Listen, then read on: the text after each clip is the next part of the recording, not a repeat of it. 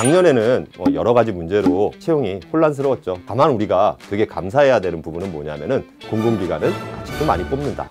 사기업하고 다르다. 2021년 공기업 채용 달라진 3가지.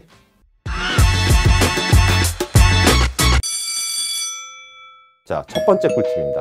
체험형 인터넷 기회가 굉장히 많아졌다. 비대면이 되면서 우리가 서류적으로나 여러 가지 과정에서 미리 걸러지는 상황이 많이 발생을 합니다. 한국사, 커말, 기타 기사 자격증을 취득하고 나면은 대부분의 지원자들과 비슷한 스펙을 가지게 되는데 여기에서 조금 더 경쟁력을 가질 수 있는 부분이 뭘까? 인턴입니다. 저는 채용 컨설턴트로서 많은 학생들을 만나는데 처음에 인턴하라고 하면은 저는 지금 급해요. 빨리 갈 거예요. 라고 얘기를 많이 하지만 내가 인턴부터 해야 되겠구나 굉장히 많이 컸습니다. 바로 채용이 되면 정말 좋죠. 한 번 정도 잘 생각을 해본다라고 하면 만들어 놓고 확실한 경쟁력을 가지고 도전했을 때 훨씬 더 좋은 성과가 날 수 있다는 거. 체험형 인턴이 22,000명으로 굉장히 많이 늘어났는데 우리가 이거를 어떻게 활용할 것인가 고민을 많이 하시면 좋을 것 같습니다. 자, 두 번째 비대면 평가입니다. IBK 기업은행은 동영상으로 파일을 보내는 형태의 인턴 면접을 진행을 했습니다.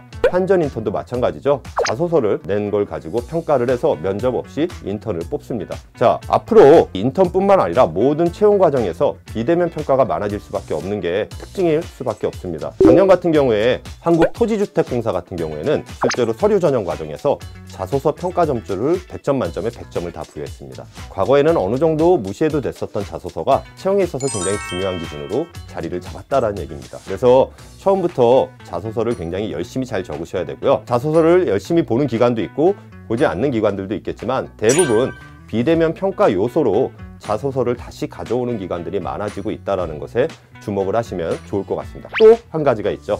AI 면접입니다. 제 개인적인 생각으로는 계속 늘어나면서 이제 하나의 스펙적인 요소로 어느 순간 자리를 잡지 않을까라는 생각이 듭니다. 자소서, AI 등 기존에 우리가 흔히 접하지 못했던 채용의 방식에 조금 더 익숙해지시는 게 중요할 것 같습니다. 그러면 시험으로는 중요하지 않나요? 라고 얘기할 수 있는데 내가 시험을 보기 위해서는 자소서, AI 면접이라는 새로운 형태의 비대면 실제 채널을 뚫어야 된다는 거 여러분들이 꼭 명심하면 좋을 것 같습니다. 에듀윌에서 자소서와 AI를 적극적으로 도와드리니까 여러분들이 확인해 보시면 좋을 것 같습니다. 자, 세 번째, 올해 공공기관이 예년하고 크게 다르지 않은 수치의 채용 구조를 가지고 가긴 하는데 상대적으로 굉장히 채용 수치가 늘어난 공공기관들이 있습니다. 대표적인 곳이 SOC입니다. 가장 대표적인 SOC 공공기관 중에 하나인 코레일은 상반기에 1200명, 하반기에도 1000명 이상의 인원을 뽑을 것으로 예상이 되고 토지주택공사 같은 경우에는 체험형 인턴, 그 다음에 일반 채용까지 다 포함해서